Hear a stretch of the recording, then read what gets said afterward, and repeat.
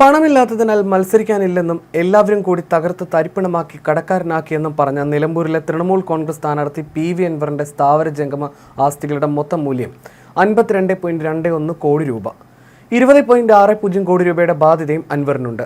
നാമനിർദ്ദേശ പത്രികയോടൊപ്പം സമർപ്പിച്ച സത്യവാങ്മൂലത്തിലാണ് ഇക്കാര്യമുള്ളത്. അൻവറിന്റെ കൈവശമുള്ളത് 25,000 രൂപയാണ്. 2 ഭാര്യമാരുടെ കൈവശവും 10,000 രൂപ വീതമുണ്ട്. 1.06 കോടി രൂപ വില വരുന്ന 180 പവൻ ആഭരണം ഓരോ ഭാര്യമാരുടെ പക്കലുമുണ്ട്.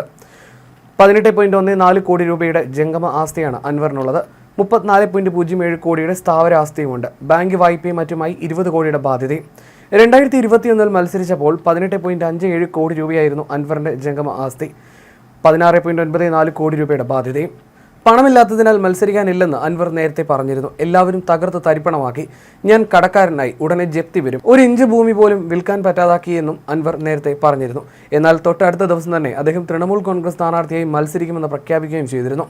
LDF സ്ഥാനാർത്ഥി M സ്വരാജിന്റെ ആകെ ആസ്തി 63.89 ലക്ഷം രൂപയാണ്. ഭാര്യയുടെ ആസ്തി 94.91 ലക്ഷം. സ്വരാജിന്റെ കൈവശമുള്ളത് 1,200 രൂപയാണ്. ഭാര്യയുടെ കൈവശം 550 രൂപയും. സ്വരാജിന് വാഹനമില്ല. ഭാര്യയുടെ പേരിൽ 2 വാഹനങ്ങളുണ്ട്. വില കൂടിയ ആഭരണങ്ങളില്ല. ഭാര്യയുടെ കൈവശം 18 ലക്ഷം രൂപയുടെ ആഭരണങ്ങളുണ്ട്. സ്വരാജിന്റെ ബാങ്കിലെ നിക്ഷേപം 1.38 ലക്ഷം രൂപയാണ്. ആകെ ബാധ്യത 9 ലക്ഷം. ഭാര്യയുടെ പേരിലുള്ള ബാധ്യത 25.46 ലക്ഷമാണ്.